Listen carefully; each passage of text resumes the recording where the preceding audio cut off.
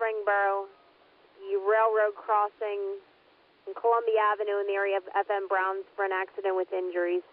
Station 18, engine 18-2, rescue 85, medic 6512.